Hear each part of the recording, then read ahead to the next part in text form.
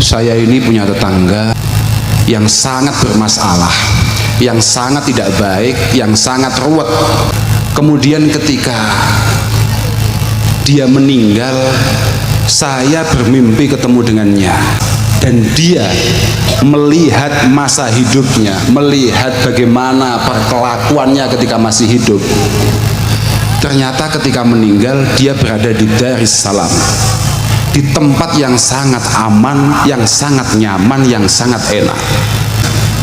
Kemudian saya tanya, Mas, sampean dulu ketika hidup sangat tidak baik, kok bisa sampean ketika meninggal berada di tempat sebagus ini? Ini sebabnya apa?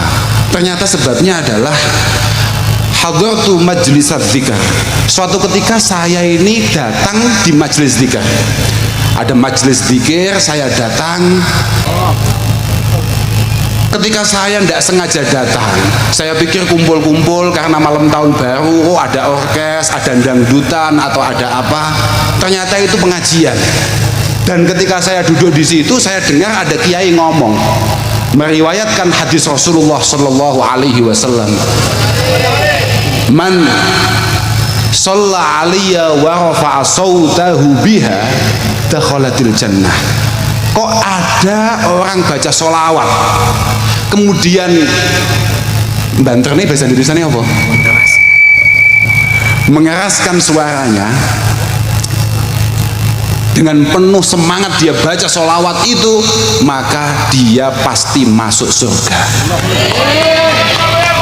Kemudian tahu-tahu kiai itu, penceramah itu tahu-tahu membaca sholawat dengan sekeras-kerasnya, dan saya hanya ikut-ikutan saja. Ternyata gara-gara saya hanya ikut-ikutan baca sholawat itu, hari ini saya mendapatkan maghfirah oleh Allah Subhanahu wa Ta'ala.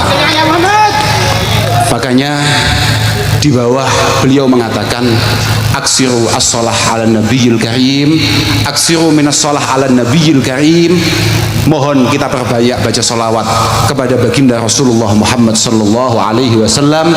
Fa innaha tukaffiru dzambal azim, karena dengan bacaan sholawat insyaallah dosa-dosa kita yang sangat banyak akan dimaafkan oleh Allah Subhanahu wa taala.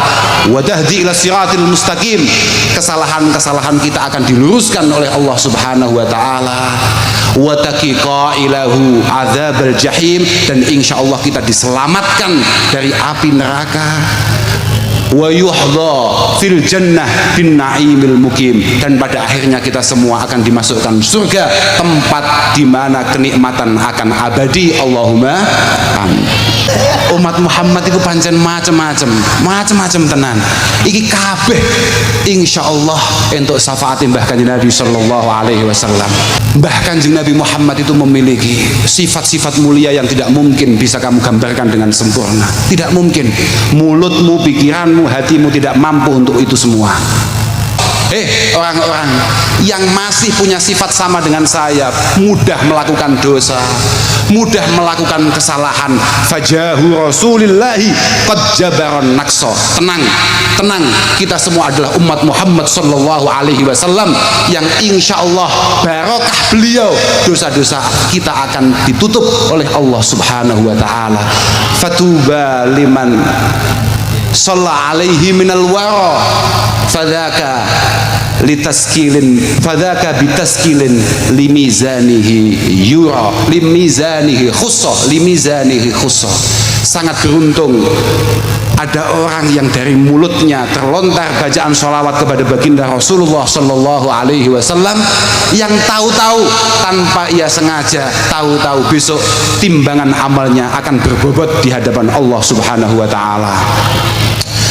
Ada riwayat itu mengatakan begini, idza kana yaumul qiyamah, besok ketika hari kiamat, wudi'at hasanatul mu'min wa sayyi'atuh. Ketika hari kiamat datang, langsung oleh Allah Subhanahu wa taala kita ditunjukkan, oh ini loh kebaikanmu, oh ini loh keburukanmu. Kalau lihat bentuknya, insya Allah kita ini kayaknya banyak hasanatnya apa banyak sayyi'atnya? Enggak, ini jujur-jujuran saja, sudah mau tahun baru. Kayaknya kalau bentuknya kayak kita ini di hadapan Allah Subhanahu wa taala kayaknya banyak hasanatnya apa sayyiatnya? Fatanzilu sahaifu min indillahi azza wa jal bidun al hasanati. Tahu-tahu dari sisi Allah Subhanahu wa taala ada lembaran-lembaran yang penuh cahaya yang langsung berada di atas hasanat kita, rapot hasanat kita. Fatarjuhu hasanatuhu ala sayyiat. Tahu-tahu langsung bobot timbangan amal baik kita langsung melonjak tinggi. Fayaqulullah subhanahu wa ta'ala hadihi salatuka ala habibi Muhammad sallallahu alaihi wasallam. Ini as-sahaif, ini lembaran-lembaran yang memberatkan timbangan amalmu adalah solawatmu terhadap kekasihku, yakni Gusti Muhammad sallallahu alaihi wasallam. Masya Allah, Madura ini memang benar-benar menarik sekali. Madura itu lengkap sekali. Sudahlah, sekarang kita santai-santai, kita tenang-tenang. Bagaimana kita benar-benar memahami bahwasannya Rasulullah Shallallahu Alaihi Wasallam mengatakan buistu bil hanifiyati samhah. Kita tidak usah pertentangan dalam beragama, kita santai, tenang. Kanjeng Nabi itu diutus oleh Allah Subhanahu wa taala dengan membawa agama yang menarik dan tampilkan kemenariannya, agama yang murah, agama yang murah. Mari kita rajut kerukunan di antara kita semua. Semoga bisa kompak. Nggih, kompak itu penting sekali. Kompak itu penting sekali.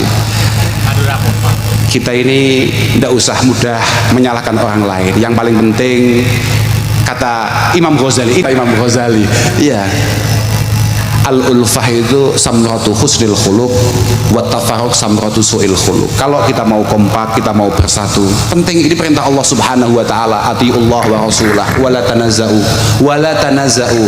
Kamu semua harus nurut dengan Allah Subhanahu wa taala. Kamu semua harus nurut dengan Rasulullah sallallahu alaihi wasallam. Kamu jangan centang berenang, jangan tercerai-berai. Kamu harus kompak. Kalau sampai nggak kompak, fatafshalu, kamu tidak memiliki kekuatan apapun. Fatadhhaba rihukum, kamu akan diremehkan oleh siapapun. Kamu harus kompak. Santri kudu kompak, santri kudu saling bergandengan tangan, saling berangkulan. Sebanyak-banyaknya santri yang ikut sholawatan hari ini, malam ini, saya tetap yakin masih banyak yang enggak ikut sholawatan. Wong ini pas malam tahun baru. Saya juga heran, orang Madura kok begitu hebatnya. Tahun baru di mana-mana biasanya seperti itu acaranya, di Madura acaranya sholawatan. Masya Allah, luar biasa, luar biasa. Saya teruskan dawuhnya Imam Ghazali tadi. Imam Ghazali dawuh, kalau mau kompak yang paling penting adalah masing-masing di antara kita membenahi akhlaknya masing-masing. Tidak usah ngurusi orang lain lah, tidak usah ngurusi orang lain. Dawuh ini pesan yang penting sekali, yang selalu saya ingat ya, yang selalu saya ingat dari masyayikh kita. Apa yang disampaikan oleh Imam Asy-Syafi'i radhiyallahu taala anhu. Hawil dauman an takrahal khata wa la takrahil mukhti. Sebisa mungkin kamu harus selalu tidak suka dengan kesalahan, tapi jangan sekali-kali kamu tidak suka sama pelaku kesalahan. Kamu harus nggak suka dengan perilaku maksiat, tapi jangan sekali-kali kamu membenci orang yang melakukan maksiat. Intakidil qaul walakin ihtarim qailah. Kamu boleh bersilang pendapat, kamu boleh berbeda pendapat, tapi kamu harus tetap memuliakan orang yang ngomong. Fahimuhimmatuna, ini terusannya. Famuhimmatuna anak dial marot lal mardo. Karena kepentingan kita itu ngatasi penyakitnya, bukan orang yang sakit. Kita ini pentingnya adalah menghilangkan penyakitnya, bukan menghilangkan orang yang berpenyakit. Ingat apa yang dipesankan atau apa yang dinukil oleh Mbah Hasyim Asy'ari dalam kitabnya. Beliau mengatakan, la tahmilil ilma an ahlil bidah wa la tahmilil ilma amman lam yu'raf bit talab wa bimujalasatil ulama. Ada yang mengatakan wabi mujalasati ahlil ilmi, jangan sekali-kali kamu ngaji dari orang-orang yang suka bikin-bikin bid'ah, dan jangan sekali-kali kamu ngaji dari orang yang tidak jelas sanad keilmuannya, dan juga dari orang yang tidak jelas apakah dia pernah bersanding dengan para ulama atau tidak. Wala amman yakdibu bihadisin nas, dan jangan kamu ngaji dengan orang yang biasa nyebar hoax, yang biasa ngomong bohong, walaupun itu cerita-cerita terkait orang-orang biasa, orang-orang kebanyakan. Wa in kana shadiqan fi hadisi Rasulullah sallallahu alaihi wasallam, bahkan walaupun dia ketika ngomong hadis dia tidak pernah bohong, kamu nggak boleh cari ilmu ngaji dengan orang-orang semacam itu. Jangan kemudian panjenengan mudah terprovokasi, panjenengan harus tetap tenang. Bagaimana ulama panjenengan, bagaimana kiai panjenengan mengarahkan, ikuti. Insya Allah dengan panjenengan iktida bil masyayikh, iktida bil ulama, insya Allah panjenengan selamat di dunia ini sampai nanti di akhirat. Allahumma amin.